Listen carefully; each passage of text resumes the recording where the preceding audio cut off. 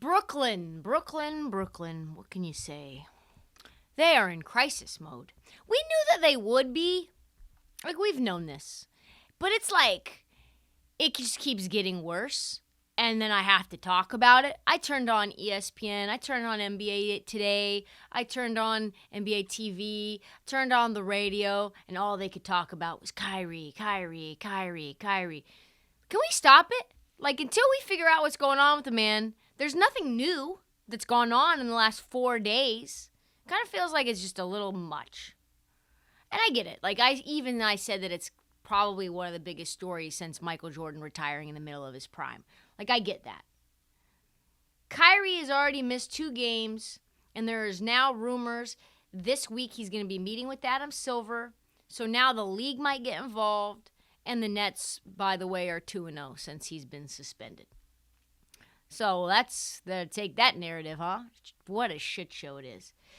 And we have not talked at all, about the Nets' apparent plan to bring in former Boston Celtics. Well, I guess he's sort of currently still the Boston Celtics head coach. He's just on temporary suspension, which we know is like a for real forever suspension. But anyway, is he the heir apparent to take over for the fired Steve Nash? A lot of people at one point said that he was. For those who have been sleeping under a rock, Ime Udoka took over for a very tumultuous Boston team. They had a ton of turmoil at the start of last year.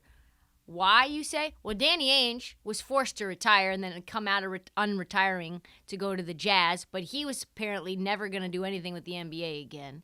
Brad Stevens steps down. He steps down to step up. He steps down from being the head coach, steps up to being the GM.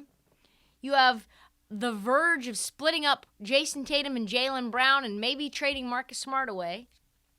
So, yeah, it was, he took over for a team in disarray, and things weren't working well at first. In fact, the Celtics were under 500 at the halfway point before Ime Udoka's plans started really coming in. The rest of the season, they were probably the best team in basketball. Made it all the way to the NBA Finals. They lost in 6, as we know, to the Warriors.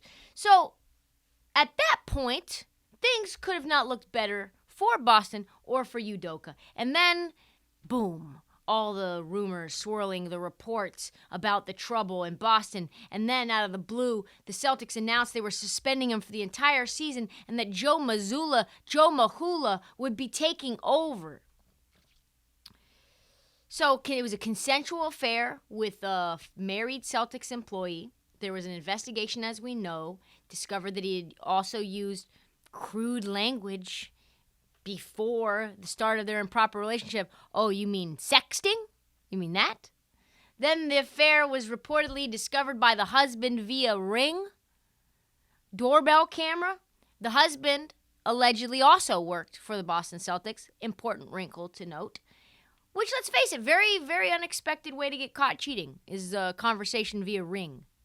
Hey, baby, is this Udoka? Hey, open up the door. Wait, he wasn't just bringing over his travel plans? So, yeah, Udoka's been quiet. There's been an apology. Enter Joe Tsai. Enter the Brooklyn Nets. Nash gets fired. Immediately the rumor, bring in Udoka. He's the only one that they're looking at. That's what Sham said. It's all a done deal.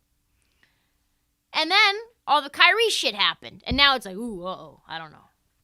It's hard to keep up, though, really, with what's going on. So he was not introduced as the new head coach, and now we know why. According to Mark Stein, league sources say that there have been some strong voices urging Joe Tsai to back off of the Nets' intention to hire suspended Celtics coach Ime Udoka. Given the considerable turmoil Brooklyn has already faced this season. So it seems like this hiring is now on hold. I have thoughts. 2 things. One, before we get into it, I have 2 things that I must disclose. Number 1, this is November 7, 2022. I have not heard any news. So if there's news that comes out that Ime Udoka I don't know. I'm not even going to put it out into the ether. But that it was a non-consensual relationship in any way, that changes things. 2, I am from Portland, Oregon. I grew up like a mile away from Ime Udoka. Not a lot of people that grew up in Portland raised to the heights of Ime Udoka. So there probably is some bias here. He and his 2 assistants went to the same, his 2 assistants went to the same middle school as me. Damon Stoudemire, Portland legend, was there much before I was. Aaron Miles, my guy, grew up with him. Went to the same middle school at the same time. He was a legend in Portland in the high school ranks as well. So yeah, I was a fan of the hiring. I was a fan of the success. And I was a fan of my hometown doing something of good. So this leads me to this. What Ime Udoka did, because I think there's a lot of people who think that he should never coach again. That what he did was so egregious that he should just never be allowed. And there's media members that say he's probably done. What he did was dumb, obviously. First of all, you can't get caught on a Ring camera, right? You obviously shouldn't have been at someone's house that works in the organization and is married. We know that. That broke a bunch of not only cardinal sins, smashing at somebody else's crib. That's not good, but also organizational rules as well. And to that end, he was punished to the letter of the law, about as severely as you could be punished by the Boston Celtics. Did not commit a crime, as far as I know, and he didn't break any laws. But for whatever reason, he's being treated like some criminal because nobody thinks he should coach anywhere ever again. Consensual relationship with someone inside the Boston Celtics. I don't know what the fuck that has to do with the Brooklyn Nets. What does that have to do with them? What does that woman have to do with the Nets? Did he break any Nets protocol? No. No laws, no Nets protocol. Boston rules, gets severely punished to the letter of the law in the Boston system. How much more punishment does he deserve? What else is there to do? If you were a CEO, you're the man in charge for Microsoft, and you fuck around with an engineer on your team and the engineer is married, and it's against the protocol for Microsoft, what does that have to do with Apple if Apple wants to hire you? Nothing. You just can't work in the NBA again? You just can't work in tech ever again? I don't understand it. If he was to do the exact same thing working in Brooklyn with the woman in Boston, same woman, same smash. Now there's no rules broken. It only applies inside of the Boston universe. I get the hierarchical nature of, not messing around with subordinates, how it looks, how power dynamics work. I'm going to say something controversial. As a woman, I know that there are women who are young in their careers who find power very attractive. That is not a thing where they believe they're going up the ladder. They're just more attracted to you now that you have that power. Is it possible that she pursued Ime Udoka? He's a good-looking dude. He's engaged to Nia Long. I don't know. But not all that to say, none of this should disqualify him from being the head coach of the Nets. And women who are apparently coming forward within the Nets organization somehow believe that Ime Udoka is some sort of predator. They're making him out like, what does this mean for women? What does that even mean? What does this mean for women? He was a former assistant for the Nets. He's got a deep understanding of the workings of the team. He has a personal relationship with KD and Kyrie. He was the only thing keeping that defense together when he was the assistant of the Brooklyn Nets. He's a defensive-minded coach.